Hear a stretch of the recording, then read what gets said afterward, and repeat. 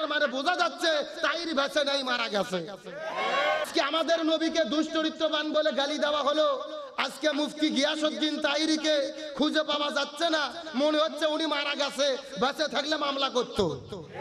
এ কথা কর না কে? শায়েখ আহমদুল্লাহ হুজুর একটু বক্তব্য দিল, উনি প্রতিদিন লাইভ এসে বলে শায়েখ আহমদুল্লাহর বিরুদ্ধে মামলা হবে।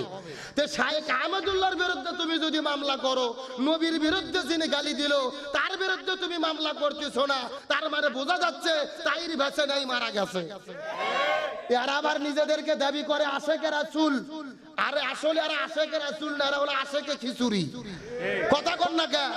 এরা আশেকে হালুয়া রুটি।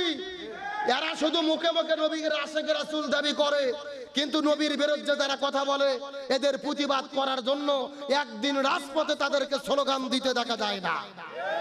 বাংলাদেশের আরেকজন ব্যারিস্টার সুমন যে কোনো ব্যাপারে তিনি সামনে দাঁড়ায়, মিডিয়ায় ব্রিফিং করে মামলা করে। আজকে নবীর বিরুদ্ধে কথা হলো, ব্যারিস্টার সুমনও মামলা করে না, তাইরিও মামলা করে না, তার মানে বোঝা গেল যেখানে বিপদ নাই এরা সেখানে মামলা করে। আর যারা নাটের গুরু এদের সঙ্গে আপোষ করে এরা বসবাস করে, এরাই হলো মুনাফিকের গোষ্ঠী। সুতরাং আজকের আলেমদের প্রোগ্রাম, শত শত আলেমদের প্রোগ্রাম থেকে আমরা উদ্যত আহ্বান করি, এই বাংলার জমিন আলেমের বিরুদ্ধে যিনি কথা বলেছে, আলেমকে দুশ্চরিত্রবান বলে গালি দিয়েছে, অনতি বিলম্বে একে তওবা করে ক্ষমা চাইতে হবে, নতুবা তাকে গ্রেফতার করে শাস্তির আওতায় আনতে হবে। এই মতের পক্ষে কারা রাজি আছেন? হাতগুলো তোলেন তো দেখি।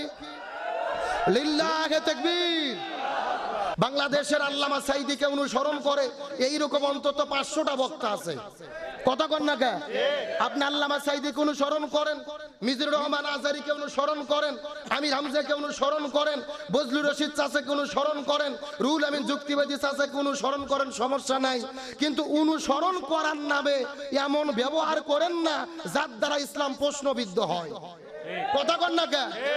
আমরা গত 1 মাস হলে একটা বক্তা দেখতেছি, কফিউর রহমান আজহারী ওরফে মেসেজ ড্রপ বক্তা। কথা কন না কে? ও সারাদিন শুধু মেসেজ ড্রপ করে। কি ড্রপ করে? মানে তুফান সিনেমাতে কি হলো, একেবারে ঘরের মধ্যে বসে থেকে, কোনো সামনে লোক নাই, একা একা ক্যামেরা লাগিয়ে তুফান সিনেমার বক্তব্য, কেজিএফ সিনেমার বক্তব্য। কে রে কেজিএফ সিনেমার মধ্যে নেই, ও কি করেছে, তুফান সিনেমার মধ্যে কি ঘটেছে, এই সিনেমা যদি ও না দেখে তাহলে এটা বলতে পারলো কেমনে? কথা কর না কে? তার মানে বোঝা গেল ও এগুলো বলার আগে ওই সিনেমাগুলো দেখে। কথা কর না কে? আমার তো মনে বলে একে সামনে পাইলে কান ছাড়া থাপড়াইয়া সোজা করে দেওয়া দরকার। এই জন্য আমি বলতে চাই সমস্ত মেসেজ ড্রপ বক্তাদেরকে, তোমার যদি ভাইরাল হওয়ার ধান্দা থাকে, টিকটক করে তুমি ভাইরাল হও, কিন্তু তুমি মাথায় টুপি দিয়ে মুখের মধ্যে দাড়ি রেখে তুমি নাটক সিনেমার গল্প বলে হুজুর সেজে কথা বলবে, ইসলামকে প্রশ্নবিদ্ধ করবে, এটা আলেম সমাজ মেনে নিতে পারে না। এই জন্য আমি আপনাদের উদ্দেশ্যে একটা কথা বলতে চাই, মেসেজ ড্রপ বক্তাকে ধরে আপনারা থানাতে ড্রপ করেন। কথা কর না কে? আপনারা একে ধরে পুলিশের কাছে ড্রপ করেন। বিশ্বাস করেন এর দ্বারা ইসলামের ক্ষতি হচ্ছে, আলেম সমাজের ক্ষতি হচ্ছে। একে হুজুর বললে প্রকৃত হুজুররা অপমানিত হবে, একে আলেম বললে প্রকৃত আলেমের অপমানিত হবে। আর মাহফিল নাই, মসজিদের মেম্বার নাই, ঘরের মধ্যে বসে থেকে ইসলামের বিরুদ্ধে কথা বলে। আমি বলতে চাই আজকের প্রোগ্রাম থেকে একে যেখানেই থাকে খুঁজে বের করে শাস্তির আওতায় আনা দরকার। আসেন শেষ কথা বলে দেই, প্রোগ্রামের যেহেতু আপনারা হেডলাইন দিয়েছেন, প্রধান মেহমান চলে এসেছে, লিখেছিলেন আশুরার গুরুত্ব তাৎপর্য শিক্ষা। আমার মনে হয় ওই সাবজেক্ট আপনারা কেউ যেতে পারেননি। আমরা আশুরা বলতে যে বিষয়টা বুঝি, আশুরা মানেই বুঝি আমরা কারবালা। বুঝি কি বুঝি না? শোনেন, আমি পুরো ঘটনা বলার টাইম নাই। কারবালা মানে আমাদের বাংলাদেশের মানুষের ধারণা ইরাকের ফুরাত নদীর তীরে অবস্থিত কারবালা। আসলে বিষয়টি এমন না। কারবালার মূল শব্দ হলো আরবি শব্দ কারিবুল বালা, বিপদে পতিত হওয়ার জায়গা। বিপদে পতিত হওয়ার, খুব ভালো করে বুঝবেন, ইমানদার ব্যক্তিরা ইমানের পরীক্ষা দিতে গিয়ে যেখানে বিপদে পতিত হয় ওই জায়গার নাম কি? তাহলে একটা মেসেজ মাথার মধ্যে ঢুকান। হযরত ইব্রাহিম আলাইহিস সালামকে আগুনের মধ্যে ফেলে দেওয়া হয়েছিল, নমরুদ অগ্নিকুণ্ডের মধ্যে ইব্রাহিম নবীকে ফেলে দিল। ইব্রাহিম নবীর জন্য ওই নমরুদের অগ্নিকুণ্ডটাই ছিল শূন্যস্থান পূরণ করেন, ওই অগ্নিকুণ্ডটাই ছিল মুসা নবীকে লোহিত সাগরে ফিরাউন যখন হামলা করলেন, মুসা নবী ঝাঁপ দিল, তার মানে বোঝা যাচ্ছে মুসা নবীর জন্য ওই লোহিত সাগরটাই ছিল কারবালা। ইউসুফ নবীর জন্য ওই মিশর দেশের জেলখানাটাই ছিল কারবালা। ইউনুস নবীর জন্য মাছের পেটটাই ছিল কারবালা। আমাদের নবীর জন্য শিব আবু তালিব নামক জেলখানাটাই ছিল আমাদের নবীর জন্য তাইফের ময়দানটাই ছিল কারবালা। তার মানে বোঝা গেল কারবালা শুধু রেখের ফুরাত নদীর তীরে নয়, ইমানদার ব্যক্তিরা ইমানের পক্ষে থাকতে গিয়ে যেখানে বিপদের মধ্যে সম্মিলিত হয় ওই জায়গার নাম হলো কারবালা। তার মানে বোঝা যাচ্ছে কারবালা শুধু ইরাকের ফুরাত নদীর তীরে নয়, কারবালা বাংলাদেশেও হতে পারে। কথা বলেন না কেন?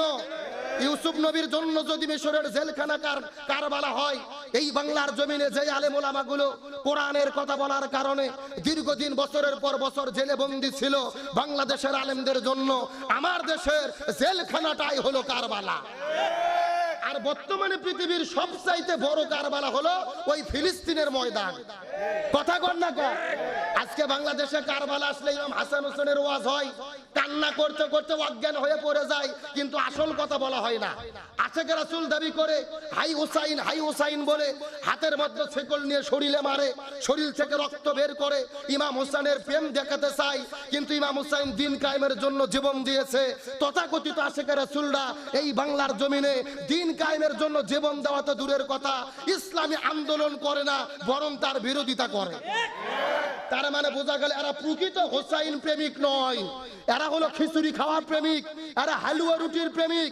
ইমাম হোসাইনের কথা বলে তোমরা হাই হোসাইন বলে শরীর থেকে রক্ত বের করো, যে ইমাম হাসান তো বিষ খেয়ে মারা গেছে, এতই যদি মহব্বত থাকে ইমাম হাসানের মতো বিষ খাও। কথা কর না কে? তার মানে বোঝা গেল এরা জাতে মাতাল, কিন্তু তালে ঠিক। যেরকম জাতে মাতাল, তাহলে একটা মেসেজ আমি আপনাদেরকে দিলাম, কারবালা শুধু ইরাকের ফুরাত নদীর তীরে নয়। হক কথা বলতে গিয়ে যেখানে বাতাস বই জায়গার নাম কি? আরো জোরে বলো, জায়গার নাম কি? আরে ভাই, আল্লাহর স্লোগান দেওয়া তো দূরের কথা, নিজের দাবিটা চাইলেও বিপদ হয়। আজকে শেষ কথা বলি, যেহেতু আমাকে বলা হয়েছে শেষ করতে। বর্তমানে বাংলাদেশের লক্ষ লক্ষ ছাত্ররা কোটা বিরোধী আন্দোলন করতেছে নিজেদের দাবি প্রতিষ্ঠার জন্য, সেখানেও হামলা করা হচ্ছে। তার মানে বোঝা গেল হক কথা হয় যেখানে, বাধা আসে সেখানে। অথচ বাংলাদেশের সংবিধানে স্পষ্ট ভাবে লেখা আছে, বাংলাদেশের সংবিধানে, আমি দায়িত্ব নিয়ে বলতেছি, আমি রাষ্ট্রবিজ্ঞানে অনার্স মাস্টার্স করা স্টুডেন্ট, বাংলাদেশের সংবিধানের কোনো জায়গায় লেখা নেই কোটার ভিত্তিতে চাকরি দিতে হবে, মুক্তিযোদ্ধারা কোটা পাবে, সংবিধানের কোথাও লেখা নেই। বরং সংবিধানের 29, এরা আবার নিজেদেরকে দাবি করে আশেকে রাসূল। আরে আসলে এরা আশেকে রাসূল না, এরা হলো আশেকে খিচুড়ি। কথা কর না কে? এরা আশেকে হালুয়া রুটি। এরা শুধু মুখে মুখে নবীর আশেকে রাসূল দাবি করে, কিন্তু নবীর বিরুদ্ধে যারা কথা বলে এদের প্রতিবাদ করার জন্য একদিন রাজপথে তাদেরকে স্লোগান দিতে দেখা যায় না। বাংলাদেশের আরেকজন ব্যারিস্টার সুমন যে কোনো ব্যাপারে তিনি সামনে দাঁড়ায়, মিডিয়ায় ব্রিফিং করে মামলা করে। আজকে নবীর বিরুদ্ধে কথা হলো, ব্যারিস্টার সুমনও মামলা করে না, তাইরেও মামলা করে না। তার মানে বোঝা গেল যেখানে বিপদ নাই এরা সেখানে মামলা করে, আর যারা নাটের গরু এদের সঙ্গে আপোষ করে এরা বসবাস করে, এরাই হলো মুনাফিকের গোষ্ঠী। সুতরাং আজকের আলেমদের প্রোগ্রাম, শত শত আলেমদের প্রোগ্রাম থেকে আমরা উদ্যত আহ্বান করি, এই বাংলার জমিন আলেমের বিরুদ্ধে যিনি কথা বলেছে, আলেমকে দুশ্চরিত্রবান বলে গালি দিয়েছে, অনতি বিলম্বে একে তওবা করে ক্ষমা চাইতে হবে, নতুবা তাকে গ্রেফতার করে শাস্তির আওতায় আনতে হবে। এই মতের পক্ষে কারা রাজি আছেন? হাতগুলো তোলেন তো দেখি। লিল্লাহে তাকবীর।